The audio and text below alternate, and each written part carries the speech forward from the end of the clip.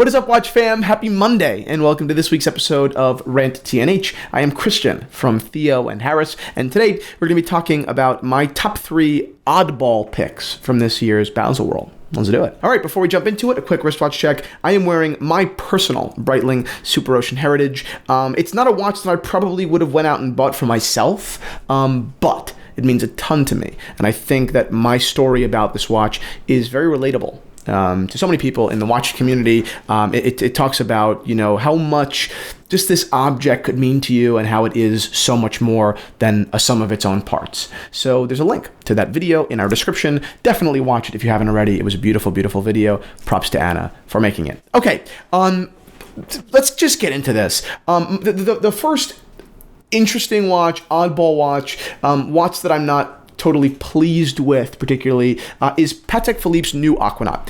It's the new chronograph. It's a reference 5968A. It is the first Aquanaut to date to feature a chronograph. But what's a little bit, more odd about this is the color configuration. I think it's interesting, and I don't dislike it. I actually quite like the orange accents. I personally think that the emergency orange strap that you can opt to put on the watch is a little bit ridiculous. It's not my taste. I much more prefer the green strap that you can put on a standard Aquanaut to change it up for a little variation. But beside the point, a couple of notes about the watch. I don't really understand why a chronograph belongs on an Aquanaut. I guess I never really understood why a travel time belonged in the Aquanaut, but I guess for some reason I was just into it. I tend to like travel time watches more than chronographs because travel times, although definitely a little bit more complicated and a little bit more sporty, are not as sport-driven as the chronograph. So that's just a personal kind of taste preference. But as far as function, the travel time made a little bit more sense to me as well. I suppose because I picture the Aquanaut as, although you can wear it all year in every different probably outfit apart from a tuxedo, I picture it as a really wonderful, kind of like a summer watch. Summer to me is synonymous with vacation, vacationing with your Aquanaut, keeping tab on travel time, keeping track on your home time. So that's to me kind of how I justified it. I think that's a really interesting, kind of wonderful complication for what is pretty much so a travel watch in so many ways. The chronograph, I don't get so much. But my bigger criticism is the size. 42.2 millimeters. It's an extra 2.2 millimeters over the standard Aquanaut. And its thickness at 11.9 millimeters, which is just a couple of decimal points smaller than the 5980, is quite thick. This is a big watch. So for me, looking at the watch itself, I'm out. But I can completely understand why someone else would like it. My real problem, my personal objection to the watch is kind of how it's positioned in its marketing. Patek Philippe and everyone that is pushing Patek Philippe, language down viewers' throats is saying this is the watch that's aimed at the young consumer, the young people. What are you talking about? Just because it's bright colored? What do you think? We're little fish? I guess all watch consumers in many ways are just chasing the prettiest thing. But still, I think that I guess it's a layup. It's big, it's Holy Trinity, it's complicated, and it's sporty. I guess those 4 tenets do make it geared toward a younger audience, but in a way that reminds me far too much of the Royal Oak Offshore. I don't want Patek Philippe, a brand that I respect pretty much so a lot, competing for Royal Oak Offshore clients. And if you're a Royal Oak Offshore person, good for you. No problem. I just don't think that particular place in your watch box, should be competed for by Patek Philippe. It's antithetical to their mission in so many different ways. So then how do I propose they do sell to younger people? Because I think it's pretty clear if Patek is releasing a watch that is specifically targeted explicitly for a younger audience, then there is a need for that. I trust them that they need younger people. So how? Marketing. Holy shit. Patek just got on Instagram a week ago. Do you guys know how pathetic that is? And maybe many of you don't. You don't understand why I'm so upset. My job is to be on Instagram. My job is to market. My job is to, source watches. And I'm super lucky and glad that I happen to be able to market a product that I love. But I could probably market for anything, right? And I genuinely do enjoy marketing. And the fact that this powerhouse of a company, Patek Philippe, could have almost gone out of their way and resisted the obvious flow of people's attention, and particularly the younger audience's attention, for so long, is f***ing pathetic. I mean, really, you're behaving as like a little baby company that has nothing to lose. You have billions of dollars at stake, and it's hysterical because now you want to target the younger people. Now, like, you didn't think of that 3, 5, 8, 10 years ago? Are you that stupid and stubborn? So to me, it's just this, like, I hope that you fail almost. You know, I hope. I'm sorry. It just drives me nuts that a company so big and so supposedly smart, I guess, could be, and so a company that we all love so much in so many ways, could just be so arrogant and just stupid and pig-headed.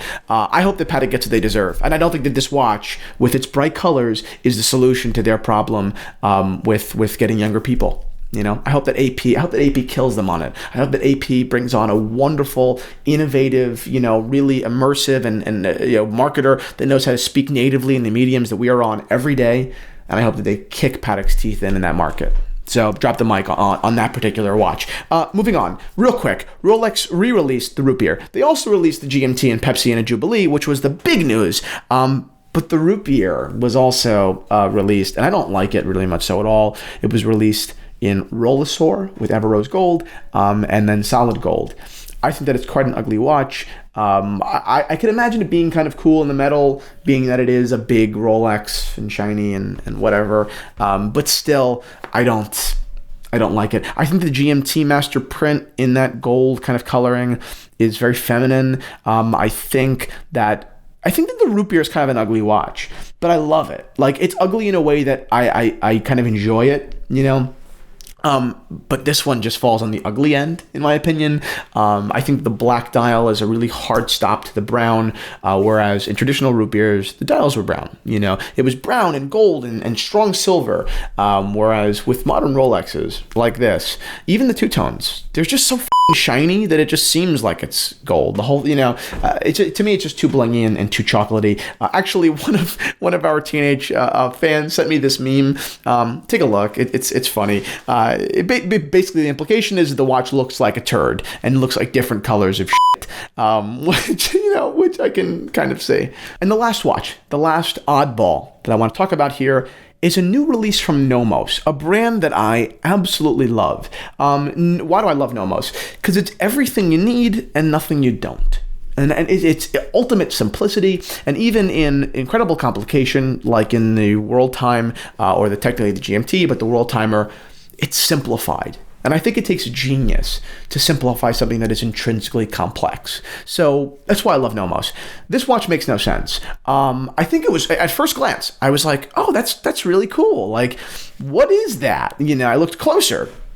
But upon closer inspection, I was very disappointed. First of all, why did Nomos make a driver's watch? It's called the Autobahn, but a name alone does not qualify something as a driver's watch. What about the Nomos mission or heritage or new connection or new realization in their just company style? What made them go into driver's watches apart from a marketing ploy, right? And if there is a real answer, I'm super open to it. You know, if the Nomos CEO made a wonderful video, you know, about and an honest video, one that I'm not going to call bullshit on, about his new realization of his lifelong passion for driving, not just professionally, but just driving along the German Autobahn, that would be interesting. I would buy into that piece of marketing. But the way it's been presented all over the internet is just like, hey, Nomos made a micro brand watch. Nomos put a minimal amount of effort into the creation of this. And now why a limited amount of effort? I guess two things. One, the legibility. There are three variations of this watch, two of which are luminous on the hands and the other is not, or it is the tip. The whole idea, I don't even know how to explain this because it's so inconsistent and it makes no sense. And even in the light time, and even in the daytime, it's almost a little bit illegible, which I think is super important for a drive watch, right? In the lifetime. In the lifetime, yeah. I think a major variable here that would qualify this watch, the Autobahn, as a driver's watch would be legibility. When you know, it's the tool. The main tool in driving would be quick legibility, and this watch does not have it. And, you know, because you're not a chronograph, which I'm cool with, that legibility is really the only complication you need as a driver. You need legibility more than you need the date. You know, when you're driving, you don't necessarily need to know the day, but you need to see what time it is and how much time has elapsed. So even if it's not a chronograph, which I'm cool with, I think that, you know, Nomos just dropped the ball as far as one of the most obvious, you know, check marks here, whether in daytime or in nighttime, because the lume makes no sense. And then we have these 3/4 circles on each of these dials, one in blue and gray, that I just assumed had purpose. I was oddly excited that that would be like a power reserve, you know, like a really interesting, you know, new power reserve, oversized. I don't know. But the last thing I thought it was an unnecessary design, you know, choice.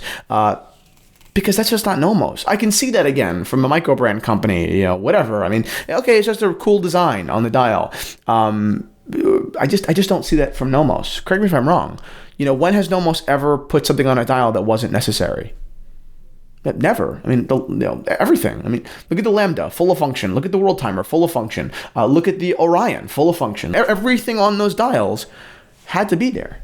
You know, and if it didn't have to be there, it certainly was not obtrusive. So this to me was a big letdown of a watch. I'm sorry, I'm an enormous Nomos fan. I genuinely think that Nomos is one of the best watches you can buy on the market, particularly when you're entering the world of watches. I'd wear one in 2 seconds, but this watch was a dud. I don't know. It wasn't quick enough, but it's kind of funny. So that is it, Watch Geeks. Those are my thoughts on the 3 kind of weirdest watches from this year's Baselworld. Please subscribe to the video down below if you do enjoy watch geeky content just like this. And I will see you all tomorrow on In the Metal.